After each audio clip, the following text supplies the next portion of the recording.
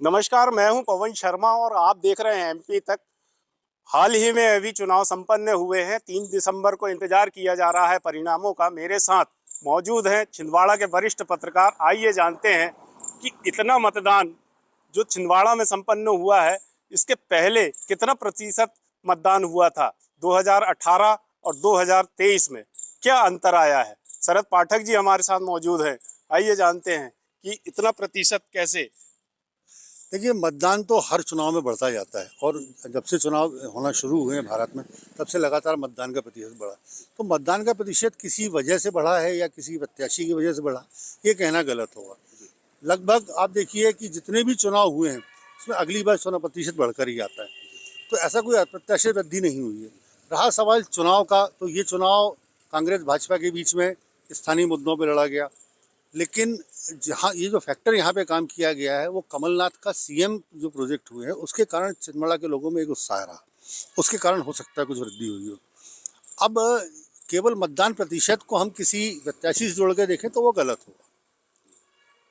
कुछ योजनाएं भी हैं उसके हाँ, कारण तो ये एक नहीं बहुत कि बहुत बड़ा महिलाएं। फैक्टर रहा है कि भाजपा ने लाडली लक्ष्मी योजना इंट्रोड्यूस की थी। कमलनाथ ने भी की थी नारी सम्मान योजना। तो उसका एक फैक्टर रहा है। उसके अलावा सबसे बड़ा फैक्टर रहा है कि जो कमलनाथ सरकार गिरी थी उस वक्त, उसके पहले छिंदवाड़ा में बहुत सारी योजनाएं लाई गई थी। सिम्स है, ओवर ब्रिज है, और वो सारी योजनाएं रुक गई। तो उसको लेकर भी लोगों में उस एक आक्रोश था कि क्योंकि यूनिवर्सिटी नहीं बनी, हॉर्टिकल्चर यूनिवर्सिटी नहीं बनी, ओवर ब्रिज नहीं बना, हॉस्पिटल का साइज कम हो गया।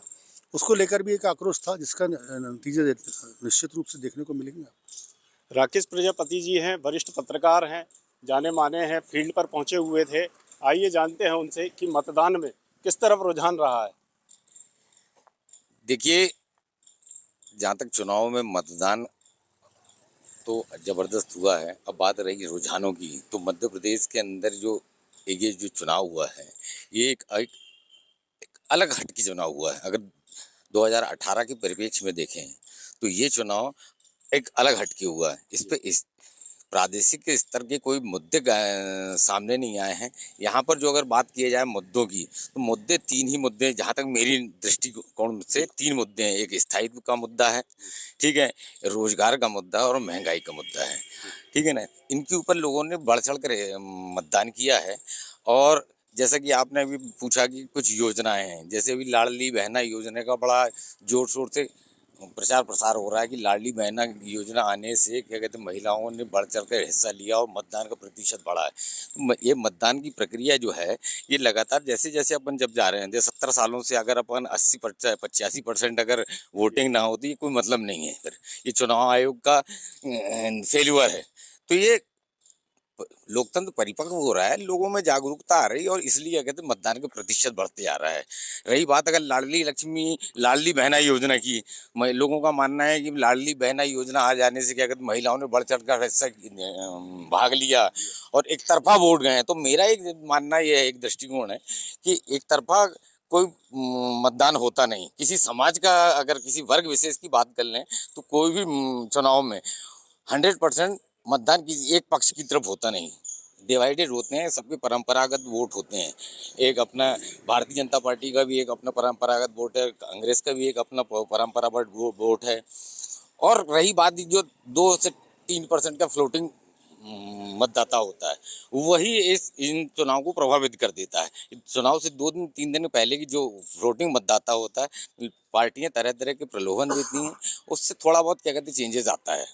कहीं ना कहीं यहाँ पर टक्कर नजर आई है, जो भाजपा कांग्रेस को कमलनाथ जी के जो सामने विवेक बंटू सही देखिए, साहू जो थे। चुनाव बिल्कुल पूरी गंभीरता से लड़ा गया था। कमलनाथ जी भी 43 सालों से राजनीति कर रहे हैं, लेकिन जो चुनाव इस बार देखने को मिला, उन्होंने पूरी गंभीरता से लड़ा। वो खुद मैदान में उतरे, उन्होंने नुक्कड़ सभाएं की, रोड शो किए। तो कहीं ना कहीं भाजपा ने पूरी जो ताकत झोंकी थी, केंद्रीय मंत्री यहाँ थे, केंद्रीय नेता थे, स्टेट के लीडर थे।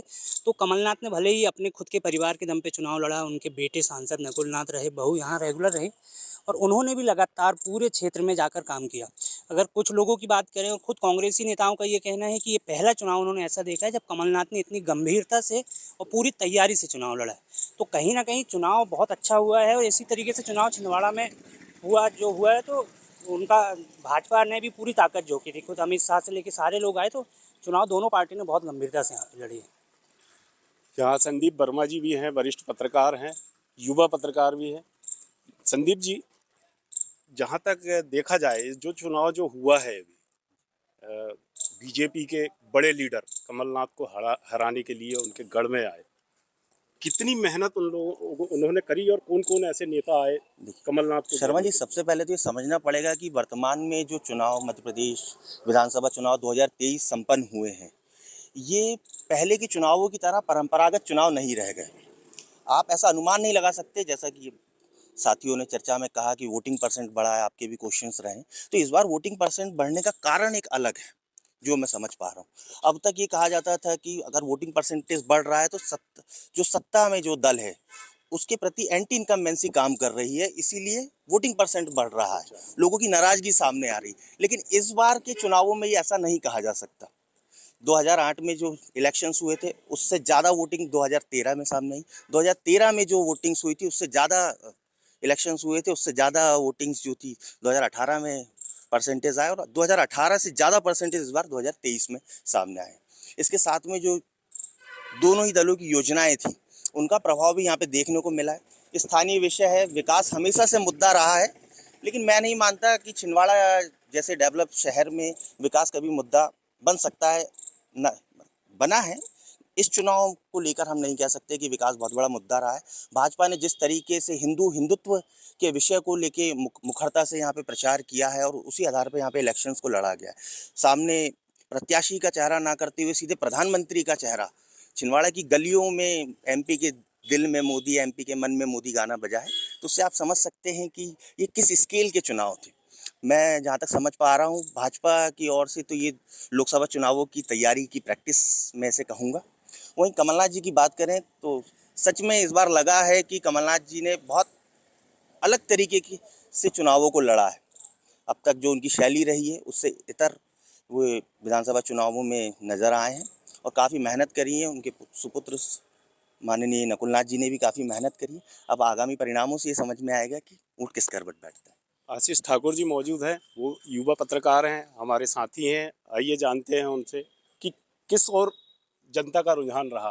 देखिए, जनता का रुझान यदि छिंदवाड़ा की बात की जाए तो यहाँ पे समझ में तो किसी के नहीं आ रहा है, क्योंकि भारतीय जनता पार्टी का ये जो चुनाव था इसको भाजपा ने बहुत मुस्तैदी के साथ में, बहुत ताकत के साथ में, ताकत इसलिए कहूँगा कि जितने केंद्रीय मंत्री से लेके योगी तक, लास्ट लाख में योगी तक की सभा हो गई, तो कहीं पे भी कोई कसर नहीं छोड़ी गई। भारतीय जनता पार्टी की तरफ से कोई कसर नहीं छोड़ी गई। लगता है कि गढ़ रह जाएगा? नहीं, देखिए, गढ़ रहना ये तो देखिए, तो अब 3 तारीख को ही पता चलेगा कि गढ़ रहेगा नहीं रहेगा, क्योंकि उनके कमलनाथ जो हैं, जो कि यहाँ पे 43 वर्षों से यहाँ पे ताकत लगाई है। ताकत लगाने के बाद क्या वो कमलनाथ के गढ़ को हिला पाएगी, ये कहना मुश्किल है, क्योंकि कमलनाथ भी ऐसे हैं कि उनके पास में भी छिंदवाड़ा के विकास के कार्यों को, जो पिछले बार जब वो सीएम थे तो सारा का सारा उन्होंने, वो बदनामी इस बात को लेके थे कि उन्होंने पूरा छिंदवाड़ा में लाके विकास थोप दिया। और भाजपा की भी जो कुछ बंटी साहू जो सवाल लेके चल रहे थे, उस सवालों का भी बहुत चर्चा लोगों के विषय में थी कि जो 43 सवाल जो थे वो भी एक चर्चा का विषय था। तो ये पहला ऐसा चुनाव आप देखने को मिलेगा कि जहाँ पे कोई भी जो पंडित हैं, अच्छे अच्छे जानकार पंडित भी हैं, बड़े असमंजस की स्थिति में हैं कि आखिर वो किस तरह, क्योंकि सबको फील गुड है। कांग्रेस अपने फील गुड में है, भाजपा अपनी फील गुड में है। भाजपा अपनी जीत को लेके कह रही कि हम इस बार गढ़ ढा देंगे, और कमलनाथ का अपने है कि इस बार हम 50 के ऊपर लेके जाएंगे। तो ये जो चुनाव है, बड़ा कहना चाहिए कि बड़ी असमंजस की स्थिति वाला चुनाव हो गया है, जिसमें कोई कहना नहीं कह सकता है कि एकदम कि ये जो हैं इतने वोटर देंगे। तो ये चुनाव थोड़ा सा बड़ा रोचक और बड़ा देखने लायक है, तो 3 तारीख के बाद ही समझ में आएगा कि इसमें होगा क्या। क्या कहेंगे कि अब जैसे जिले में मतदान हुआ है 7 सीट पर, उन सीटों के बारे में क्या कहेंगे आप कि कितनी सीटें हो सकता है भाजपा के पास जाए या कांग्रेस के पास जाए? देखिए, पिछले बार में यदि आप देखेंगे तो सीएम कमलनाथ को बनाने के उसमें सारे लोगों ने यहाँ पे 7-0 की कहानी हुई थी, 7 सीटें कांग्रेस ने पूरी जीत ली थी। लेकिन इस बार जिस तरह से जाति समीकरण या कहा जाए कि जिसको लेकर उन्होंने, भारतीय जनता पार्टी ने एक प्रयोग करी जिसमें उन्होंने 2 महिला उन्होंने प्रत्याशी उतारी, और आप देखिए कि चौरी जो जगह है जहाँ पे एक लोधी को पहली बार दिया। तो ये कुल मिलाकर ऐसा है कि ये यहाँ पे भी स्थिति जो 7-0 वाली होना थोड़ा सा मुश्किल, मेरे को तो लगता है कि ऐसा मुश्किल है। कहीं पे 2 या 3 सीटें जो हैं भारतीय जनता पार्टी ला सकती है। क्या लगता है संदीप जी, लाडली बहना योजना ला सकती है बीजेपी को? बहुत संभव है, क्योंकि लगभग जो महिलाओं की संख्या है, महिला मतदाताओं की जिले में संख्या है, वे लगभग 8,06,000 के समथिंग में संख्या है, जिनमें से 6,81,000 समथिंग महिलाओं ने अपने मत का प्रयोग किया है। वहीं हम लाडली बहना के आंकड़े देखें तो जिले में 3,52,000 महिलाएं जो हैं वो लाडली बहना योजना की लाभार्थी हैं। एक बहुत बड़ा वर्ग है। हम ये नहीं कह सकते हैं कि ये जो लाडली बहना का जो वर्ग है 3,52,000 महिलाओं का, ये पूरा का पूरा बीजेपी को सपोर्ट करेगा, लेकिन एक बहुत बड़ा वर्ग किसी योजना का लाभ उठाता है तो वो कहीं ना कहीं उसके प्रति कृतज्ञता अपनी जताएगा, और ये देखना ही रोचक रहेगा कि कितनी लाडली बहना मामा के साथ में जाती है। महेंद्र जी क्या कहेंगे कि कितनी यानी कि सीटें जो छिंदवाड़ा की है वो भाजपा के पास जा सकती है? देखिए, सीटें बताना अभी मुश्किल तो होगा, लेकिन जिस तरीके से भाजपा ने पूरी रणनीति के तहत सातों विधानसभा में चुनाव लड़ा, टक्कर है। स्ट्रेटजिक चुनाव उन्होंने लड़ा है, कहाँ क्या देना है। जैसे कि लाडली बहना और लाडली लक्ष्मी योजना, महिलाओं की पूजा करना, शिवरात्रि, इन्होंने एक जो गोंडवाना की नेत्री को ला करके टिकट दिया। तो जो गोंडवाना की नेत्री अमरवाड़ा में थी, उनके पिताजी का भी लगभग खुद का 50,000 का अपना वोट बैंक है। अगर वो वोट बैंक अपना कन्वर्ट कर पाते हैं तो अमरवाड़ा भी मुश्किल नहीं है भाजपा के लिए। जिस तरीके से जो रणनीति के तहत भाजपा ने सातों विधानसभा में चुनाव लड़ा है, अगर उनमें सफल होती है तो काफ़ी कुछ हद तक भाजपा को यहाँ से प्लस होगा। लेकिन उसके उलट, चूँकि कमलनाथ का नाम काफ़ी है, छिंदवाड़ा में 43 सालों से उनका कहना है कि छिंदवाड़ा की जनता उन्हें वोट नहीं करती, उनका प्यार लेके पहुँचती है। लेकिन इस बार उन्होंने स्थानीय अगर कांग्रेस नेताओं की बात करें तो अंतिम दिनों में करीब 10 से 15 दिन जब कमलनाथ जी को पूरे प्रदेश में दौरे करना था, वो 2 या 3 सभा 4 सभा करके 2:30-3 बजे आ जाते थे, क्योंकि उन्होंने पूरा चुनाव अपने हाथ में ले लिया था। या तो उनको यहाँ के कांग्रेसियों पे भरोसा नहीं रहा होगा, या फिर उन्होंने खुद ने अपनी रणनीति अपनाई होगी। तो वो भी एक बड़े रणनीतिकार हैं, बड़े राजनीतिक हैं, तो उनकी जो रणनीति है वो भी काफ़ी काम कर सकती है। तो अभी ये कहना बड़ा मुश्किल होगा कि कौन कितनी सीट लेगा, उसके लिए 3 तारीख का इंतज़ार करना पड़ेगा। सर, ये देखा गया है कि बहुत से ऐसे गांव हैं जहां पर चुनाव का बहिष्कार किया गया और प्रशासन वहां तक नहीं पहुंचा और उन्हें वोट डलवाने में असमर्थ रहे। क्यों ऐसी स्थिति बनी है और फिर प्रशासन क्यों नहीं पहुंचा? कहाँ कहाँ आपने ये लापरवाही देखी इन लोग? देखिए, जहाँ तक इस चुनाव में और छिंदवाड़ा के जिले के एक पहला ही चुनाव है 1952 से कि यहाँ पर मतदान का बहिष्कार हुआ है। इस दृष्टि से अगर देखा जाए तो ये प्रशासन का फेल्यूर रहा है। जहाँ प्रशासन का फेल्यूर रहा वहाँ राजनीतिक दलों के लिए भी एक प्रश्न के ऊपर प्रश्न चिन्ह लग गया है कि उन मतदाताओं को आप लुभाने में या मतदान केंद्रों तक ले जाने में क्यों फेल रहे। तो ये एक अपने आप में बड़ा सोच का विषय है और गंभीरता से इसको राजनीतिक दलों को लेना चाहिए और प्रशासन को भी, शासन प्रशासन को इस ओर लेना चाहिए कि भविष्य में इस तरीके की परिस्थितियां पैदा ना हो, क्योंकि हम 21वीं सदी में रह रहे हैं और हर मतदाता से वो एक आम आदमी की हर एक की अपनी अपनी अभिलाषाएं रहती हैं, हर एक की अपनी मांग रहती हैं, हर एक की अपनी अपनी आवश्यकताएं रहती हैं और इन चुनाव के समय ही मतदाता इनसे अपेक्षा करता है, खासकर राजनीतिक दलों से, कि अगर हमारी उन बातों को, हमारी उन योजनाओं को, हमारी उन जन कल्याणकारी योजनाओं का सही तरीके से अगर धरातल ना मिले तो शासन प्रशासन का ये फेल्यूर है ना। रही बात है कि अब वो बहिष्कार अगर हुआ है तो इसमें राजनीतिक दलों में जिस तरीके से सीट का वितरण हुआ है वहाँ पर असंतोष की स्थिति पैदा हुई है ना। असंतोष की स्थिति पैदा होने से क्या कहते हैं, लोग एक माहौल बन जाता है। सर, ये जो अभी जो प्रत्याशी थे कांग्रेस के, वो सभी मुख्यमंत्री बनाने के लिए कमलनाथ जी के नाम से एक छिंदवाड़ा से सीएम। देखिए, सबसे पहले तो मैं राकेश जी की इस बात से सहमत हूँ कि कमलनाथ ने पूरा फोकस किया था युवा वर्ग पर और प्रदेश में 18 से 29 साल आयु वर्ग के 1,64,00,000 वोटर हैं। आप देखेंगे कमलनाथ के सारे भाषणों में उन्होंने सबसे ज़्यादा युवा वर्ग के लिए बेरोजगारी और शिक्षा पे ध्यान दिया। तो युवा वर्ग मेरे हिसाब से बहुत ज़्यादा डाइवर्ट हुआ कांग्रेस के प्रति। दूसरी बात यह है कि कमलनाथ ने पूरे प्रदेश में चुनाव जो लड़ा है वो छिंदवाड़ा के विकास मॉडल पर लड़ा। ये अपने आप में बहुत बड़ी बात होती है कि आप अपने कॉन्स्टिट्यूंसी के मॉडल पे पूरे प्रदेश में चुनाव लड़ रहे हैं, उसका भी इम्पैक्ट पड़ा होगा। एक बात लोगों को मैं जब से यह योजना आई तब से मैं बोलता आ रहा हूँ, लोगों ने इस तरफ ध्यान नहीं दिया कि लाडली बहना योजना का ज़्यादातर फ़ायदा मिला है लोअर मिडिल क्लास और लोअर क्लास की महिलाओं को। और मेरा अपना अनुभव ये बोलता है कि लगभग 80% महिलाएं इस वर्ग में ऐसी होती हैं, लोअर क्लास में, जो अपने परिवार और अपने पति के इच्छा के अनुसार या उनके कहने पे या अपने घर के माहौल के हिसाब से वोट देती है। उनकी अपनी इंडिपेंडेंट सोच कम होती है। हालांकि शिक्षा के साथ ये बातें बदल रही हैं, लेकिन उतनी नहीं बदली हैं। तो लाडली बहना पर ही डिपेंड करना पूरा चुनाव मेरे हिसाब से तो गलत था। एकदम से डिपेंड नहीं होना था, बाकी मुद्दे भी सामने रखने थे। लेकिन आपने जैसा देखा है कि इस चुनाव में पूरे समय आप लाडली बहना के अलावा आपने कुछ नहीं किया, तो उसका बहुत ज़्यादा कोई फ़ायदा मिलेगा ऐसा मेरा लगता नहीं है। बाकी नतीजे तो 3 तारीख को आएंगे, 3 तारीख को ही पता चलेगा। सर, यहाँ के प्रत्याशियों के बारे में बताइए, जो कौन से मुद्दे लेकर वो जनता के बीच में गए थे? क्या सिर्फ सीएम बनाने के लिए एक वोट मांग? देखिए, यहाँ एक बड़ी विचित्र बात है। छिंदवाड़ा की राजनीति कांग्रेस की राजनीति कमलनाथ से शुरू होती, कमलनाथ पे खत्म हो जाती है। विपक्ष की राजनीति कमलनाथ के विरोध से शुरू होती, विरोध पे खत्म हो जाती है।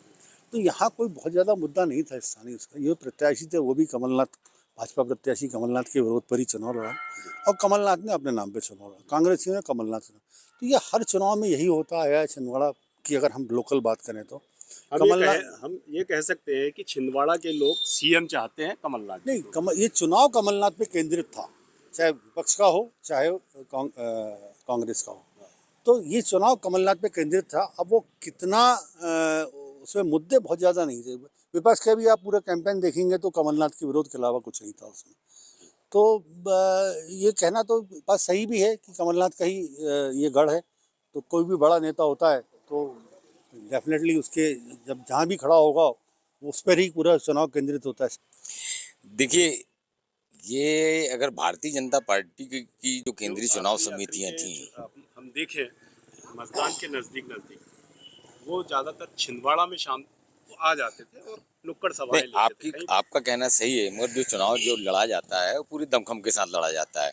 और भारतीय जनता पार्टी की चुनाव समितियां और केंद्र सरकार का केंद्रीय भारतीय जनता पार्टी का मेन टारगेट था मध्य प्रदेश से। अगर आप थोड़ा सा देखें तो मध्य प्रदेश से एकमात्र जो सीट है लोकसभा की, वो है कांग्रेस की सीट है। 29 सीटों में से एक सीट हटाई। दूसरा है कि भारतीय जनता पार्टी का केंद्रीय नेतृत्व अपनी इस रणनीति में सफल रहा कि वो उन्होंने देखा होगा कि आपने कि हर यहाँ केंद्रीय मंत्री, सांसद और बिहार जैसे प्रदेश के मुख्यमंत्री, पूर्व मुख्य क्या कहते विपक्ष के नेता सुशील मोदी यहाँ कैंपेन करके बैठे थे।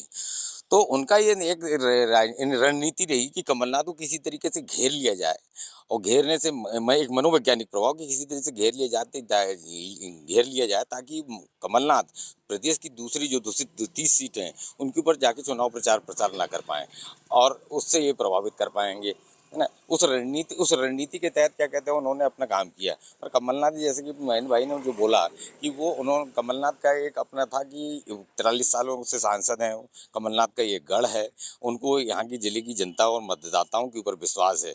इस आधार पर क्या कहते हैं वो चलते रहे। दूसरा अगर देखी जाए, जैसे आपने प्रियंका गांधी या बड़े स्टार प्रचारकों की बात की, तो हमको ये भी नहीं भूलना चाहिए कि हमारे यहाँ मध्य प्रदेश के साथ साथ छत्तीसगढ़ के अंदर भी चुनाव थे।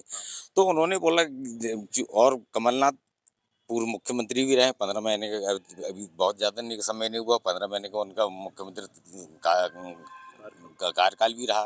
तो उनको इतना कॉन्फिडेंस रहा होगा, इसलिए उन्होंने छिंदवाड़ा के अंदर इतने स्टार प्रचार खासकर कांग्रेस की तरफ से नहीं किया। उन्होंने खुद ने स्वयं और उनके अपना बच्चा जो यहाँ के सांसद है वही पूरी चुनाव कैंपेन की उन्होंने लगाम संभाली, और उसके ऊपर वो सफल रहे। केंद्रीय मंत्री प्रहलाद पटेल को महाकौशल की जिम्मेदारी दी गई थी, छिंदवाड़ा में भी वो आए थे। क्या कितना कारगर साबित हो सकता है उनका दौरा छिंदवाड़ा का? देखिए, जहाँ तक मेरा मानना है कि अगर हम कद की बात करें तो छिंदवाड़ा के लिए प्रहलाद पटेल से बड़ा कद कमलनाथ का है। देश में भी है, लेकिन हम केवल छिंदवाड़ा की बात करें तो कमलनाथ को बहुत ज़्यादा कोई कद के लिहाज से वो हिला पाए हों, ये ऐसा मुझे नहीं लगता। दूसरा, वो खुद भी प्रत्याशी थे, उनकी भी विधानसभा का चुनाव था, उन्होंने यहाँ 1-2 सभाएं ली, कुछ दौरे भी किए, लेकिन उतना ज़्यादा कि पूरी तरह से इन्वॉल्व रहे हों जितनी ज़रूरत थी। क्योंकि आप ये भी याद रखिए कि वो 2004 में कमलनाथ के खिलाफ अच्छे खासे वोटों से चुनाव हार भी चुके हैं। इसलिए ये कहना तो मुझे नहीं लगता कि सही है कि प्रहलाद पटेल ने कोई बहुत ज़्यादा असर पैदा किया हो। लेकिन कोई भी नेता है, बड़ा नेता है, तो डेफिनेटली यदि वो आएगा जिले में उसका असर तो होगा। पत्रकारों की राय। मैं पवन शर्मा, MP तक छिंदवाड़ा।